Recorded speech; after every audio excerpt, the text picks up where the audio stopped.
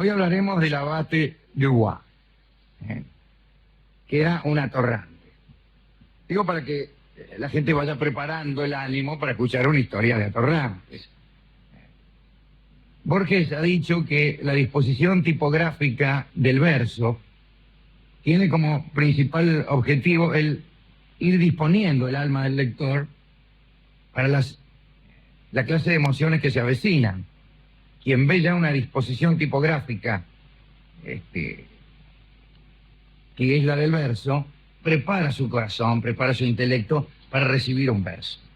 De este mismo modo, a falta de sensación visual en los oyentes, me apresuro a decir que esta es la historia de un atorrante, para que no empiecen a predisponer el ánimo para el drama. En el cine está bien esto.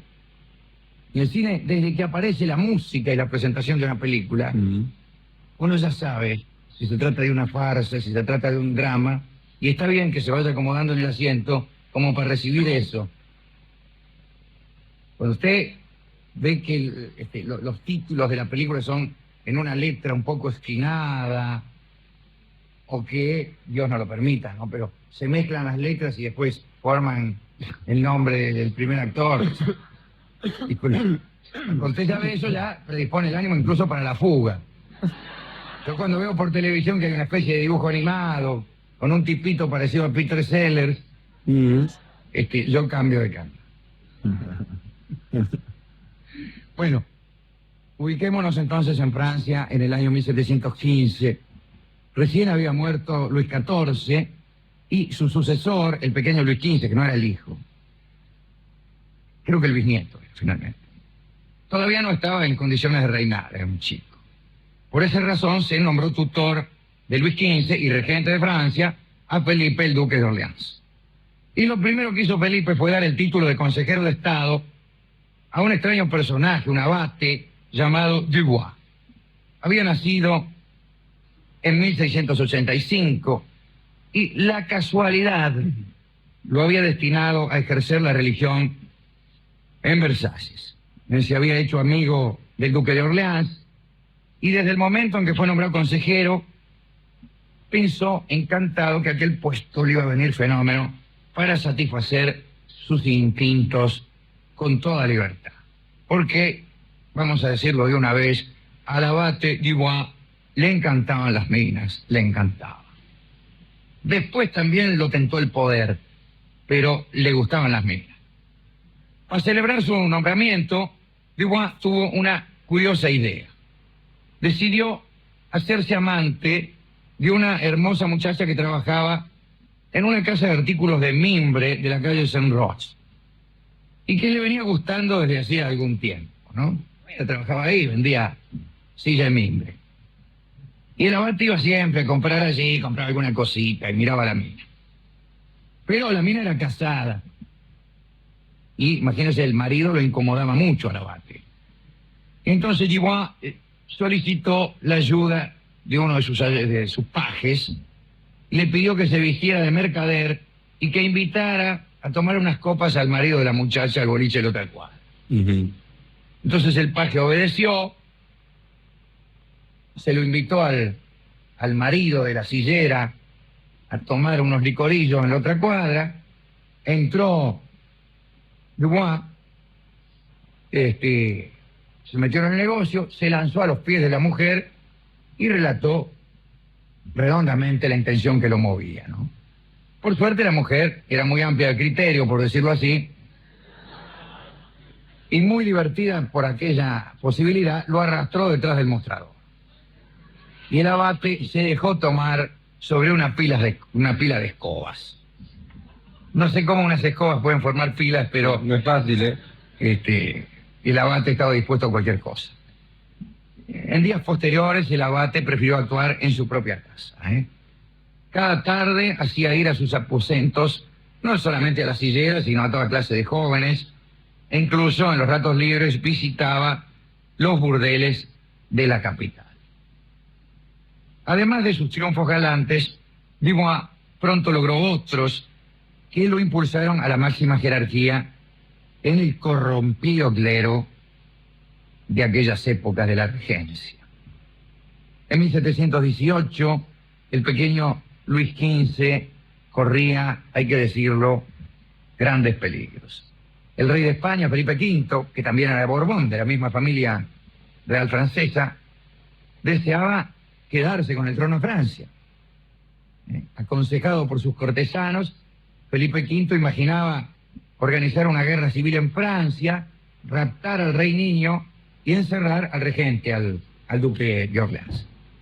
Después pensaban envenenarlo a Luis XV, con lo que se impulsaba así a Felipe V al trono francés. Felipe V era nieto de Luis XIV.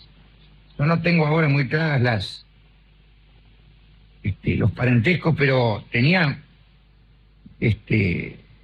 quizá más proximidad que Luis XV, pero era un asunto difícil, era un asunto difícil. Había, no quiero hablar macanas, pero había un acuerdo entre la sucesión española y la sucesión francesa para no se entreverar.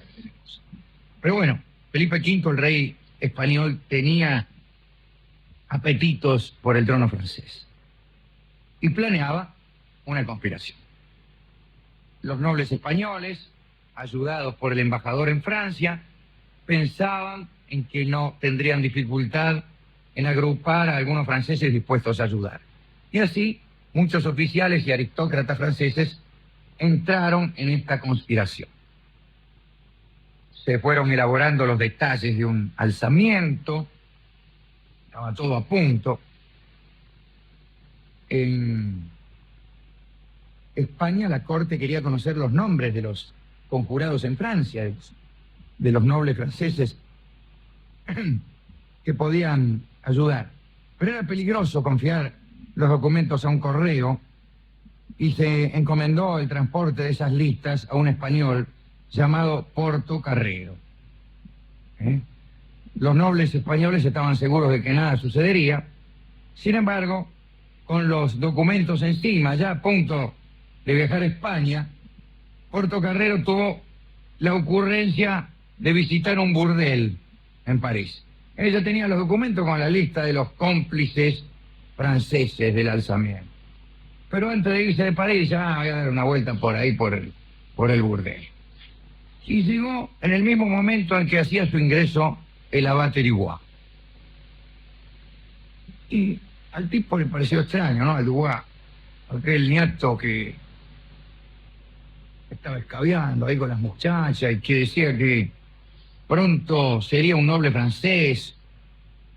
Y el Dubois le dijo a una de las minas: hacelo beber, dice, acaricialo gentilmente y averigua qué es lo que trae en el bolsillo. Portocarrero empezó a chupar vino. Las muchachas lo registraron, le encontraron las listas y se lo llevaron al abate Dubois. Y el abate encontró el nombre de todos los conjurados, también un detalle de los proyectos más secretos. Algunos días después, los principales nobles franceses que estaban en relación con la conspiración española fueron detenidos, confinados en la Bastilla. El complot había fracasado. El duque de Orleans felicitó a Dubois y le prometió lo que quisiera. Y el tipo esperó y dijo: momento, ya le voy a decir qué es lo que quiero. A principios de 1720, el arzobispo de Cambrai murió en Roma y dejó vacante una de las mayores dignidades eclesiásticas. 150.000 liras de renta producía el arzobispado y Dubois se tentó. Además era un paso previo al cardenalato. Entonces se presentó ante el regente y le recordó la promesa. Sutilmente dijo: mire, ¿sabe que me soñé? Que era arzobispo de Cambrai. Y el regente entendió todo y lo propuso, que parece caro. Pero aparecieron unos inconvenientes.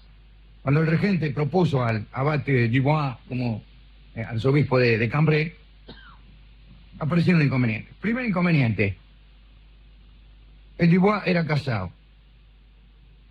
En su juventud se había unido con una campesina en el pueblo de Limousin. Después se había separado, pero no había roto el lazo que lo unía. El segundo era más importante todavía: no era cura. En realidad, separado de su esposa, se había disfrazado de abate, se puso a trabajar como ayudante en la capilla de Versalles y lo dejaron. Era bueno y lo dejaron. Bueno, para salir del primer problema, destruyeron el acta de matrimonio. Hubo que untar al párroco que custodiaba el acta, en fin. Arreglaron a la campesina que había sido esposa de Dubois, le dieron una suma de dinero, la amenazaron si abría la boca. Y en cuanto a lo segundo, es decir, el no ser Dubois cura, el regente mandó que le administraran todas las órdenes simultáneamente. En una mañana recibió el subdiaconado, el diaconado y el sacerdocio.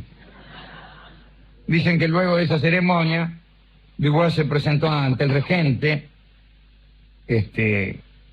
y el regente lo felicitó por haber tomado la primera comunión.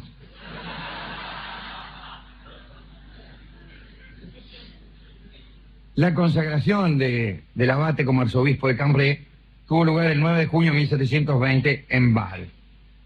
En Val de Grace se llama el lugar. Ese día Dubois fue tan grosero y libertino como de costumbre, o más, porque estaba alegre. Se levantó tarde, se puso la sotana violeta, el bonete, se divirtió mucho mirando a una costurera que se vestía en una habitación vecina y le tiraba bendiciones por la ventana. Después, como el camarero no lo servía a su gusto, le encajó una patada para apresurarlo. En realidad nadie comprendía en Francia un nombramiento tan escandaloso, ¿no? Y tampoco nadie sabía cuál era el favor que había hecho a la corona francesa, porque ese descubrimiento, el descubrimiento de aquella conjura, permanecía para el común de la gente en secreto. A los habitantes de Cambrai la idea no les gustó mucho, por el contrario, sentían disgusto porque, en fin, porque era extranjero, etc. Pero en París sí, como lo conocían, ahí en estos barrios sí, supongo yo, Montmartre, en todos esos lugares, el nombramiento fue festejado explosivamente. En todos los burdeles, la noticia produjo un gran placer y se brindó por el abate Dubois. Al poco tiempo se le ocurrió que tenía que ser cardenal. Y en eso lo ayudó otra muchacha alegre, llamada Claudia Letansen. Parece que el lecho de Claudia estaba abierto a todos. Uno de los hijos de Claudia fue nada menos que D'Alembert, ¿no? Claudia no lo crió, sino que lo abandonó en una escalera, y ya se sabe que los hijos abandonados en las escaleras devienen filósofos. Por eso las madres deben cuidar a los niños. Desde hacía tiempo, esta muchacha Claudia era amante de Dubois, conocía todos los secretos y ambiciones, y sabía que soñaba con el capelo de cardenal. Y pensó que podía ayudar. Precisamente acababa de morir el Papa, y Claudia le encargó a su hermano, un abate que era muy bien visto en Roma, que actuara según sus directivas. Había concebido en favor de Dubois el siguiente plan.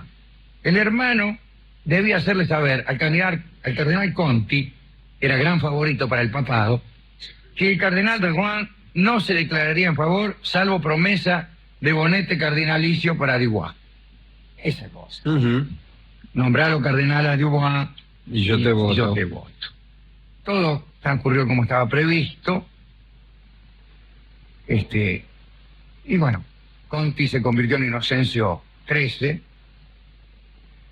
y bajo su pontificado lo nombró cardenal a Dubois.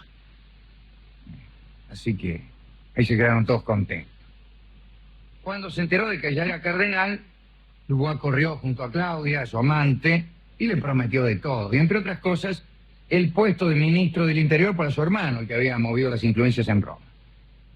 Pero bueno, 2 años más tarde las cosas cambiaron. La última de las ambiciones de Dubois fue llegar a ser papa, pero no se pudo cumplir. En agosto de 1723 cayó enfermo como resultado de su desenfreno. En aquel tiempo el desenfreno te enfermaba. Pronto se le abrió un absceso interior, sin que yo sepa lo que esto significa. Se decidió una operación, pero no hubo caso.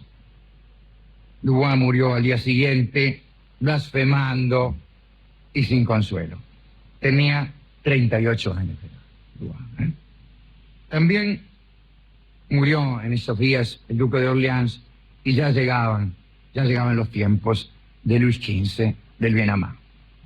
Así terminó su vida este curiosísimo abate Dubois, que ni cura es. Pero mire cómo uno puede llegar lejos, o como en aquellos años se podía llegar lejos, moviéndose bien entre las chicas, siéndose amigo de las personas adecuadas. Por suerte ahora no ocurren cosas como esta, y todos los nombramientos obedecen al mérito, a la excelencia y a la probidad. Bueno, pero al menos no ocurren en la iglesia estas cosas, digo yo. No sé, parece que no. ¿A quién podemos dedicar esta charlita sobre Dubois? Bueno, a mí me cae simpático hasta por ahí nomás. Era un mentiroso, pero... Sí. Era bueno, dicen que era bueno, ¿eh? Dicen que era... Usted sabe, hemos hablado muchas veces de este asunto, como a veces los impostores suelen realizar un mejor efecto que los dueños de la verdadera dignidad, ¿no? Médicos impostores que curan mejor que el verdadero, etc. Lo que no significa que eso pueda ser tomado como precepto. Exacto. Esto, digamos, suele ocurrir. Pero bueno, si quiere una pequeña dedicatoria al igual está bien. A Claudita, pobre, que era su amante y movió bien las influencias. A la mujer del sillero, cuya amplitud de criterio permitía a los clientes galantes acceder a su disfrute sobre pilas de escobas, ¿no? O será sobre palos de escoba, Yo. nunca lo sabré. De todos modos, una pila de escobas presupone la presencia, casi diría, decisiva de los palos de la escoba.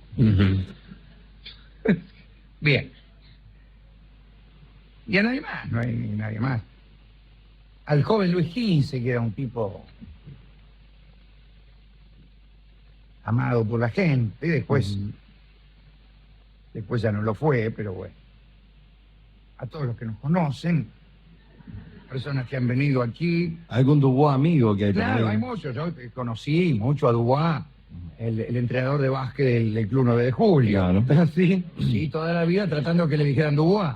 Ya no Dubois. Sí, Por lo menos Dubois. Sí, le decían Dubois. Sí, Dubois. Ahí viene Dubois. A Rubén Dubois, también un amigo Claro. de Aldo Pabré, hombre. Claro, claro, al Rubén Dubois. Al Rubén, mirá ¿te vos. acuerdas de Rubén? Ese consiguió que le dijeran al menos Dubois. Sí. Hombre, contador el hombre. Sí, qué cosa, ¿no? Qué cosa esa gente que lleva en su apellido la tentación de un error.